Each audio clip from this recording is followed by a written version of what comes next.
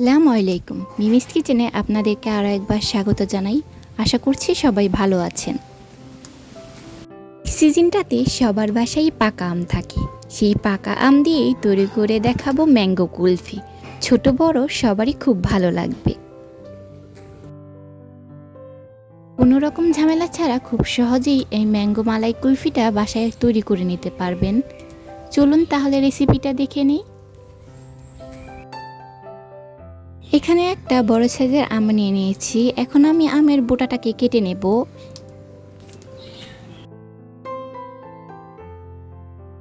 এখানে আঠির চারপাশটাকে আমি একটা দাগ কেটে নিচ্ছি। মূলত আমি আঠিটাকে বের করে নেব এই আম থেকে।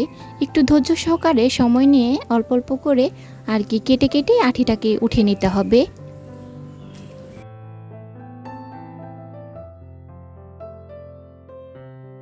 এই তো এখানে দেখতে পাচ্ছেন আমি প্রায় আঠিটাকে উঠিয়ে নিয়েছি। আর এখন আমি একটা চামিচের সাহায্যে আঠিটাকে বের করে নেব।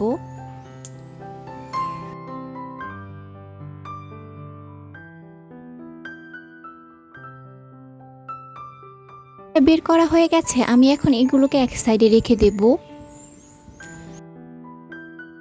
একটা পাত্রে নিয়ে নিচ্ছি গুঁড়া দুধ।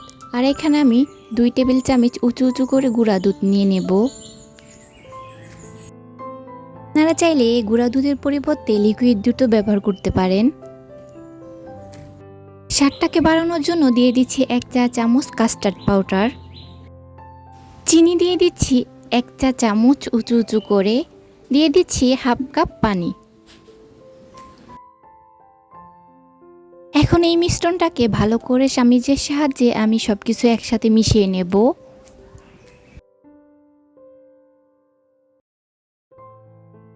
এখন এই দুধের মিশ্রণটাকে রান্না করে নেব।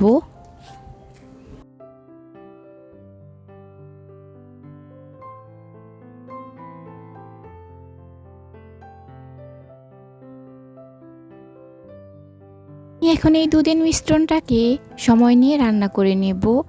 আর এটাকে সময় নিয়ে রান্না করলে মালাইটা খেতে কিন্তু খুবই মজা হবে। তো আমার মালাইটা কিন্তু তৈরি হয়ে গেছে। আমি এখন মালাইটাকে ঠান্ডা করে একটা কাপে নিয়ে নিচ্ছি। এখন এই মালাইটাকে আমি সেই কেটে রাখা আমের ভিতরে দিয়ে দিচ্ছি।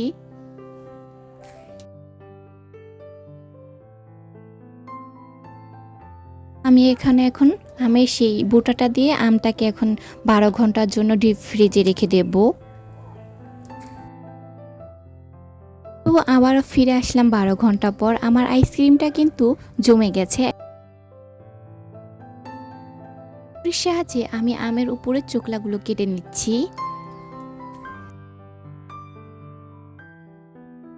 টা ছিলা হয়ে গেছে। এখন আমি এই আইসক্রিমটাকে পিস পিস করে কেটে নেব। পারছেন আইসক্রিমটা কিন্তু দারুণ হয়েছে আর খেতে কিন্তু খুবই মজা হয়েছে। বাসায় অবশ্যই একবার ট্রাই করে দেখবেন। তো ম্যাঙ্গো মালাই কুলফি কিন্তু খুব সহজেই তৈরি হয়ে গেল। এই সিজনটাতে আম থাকতে থাকতে অবশ্যই বাসায় ট্রাই করে নেবেন। এমন সুন্দর খেতেও কিন্তু দারুণ লাগে। এই পর্যন্ত যারা আমার ভিডিওর সাথে আছেন তাদেরকে অসংখ্য ধন্যবাদ।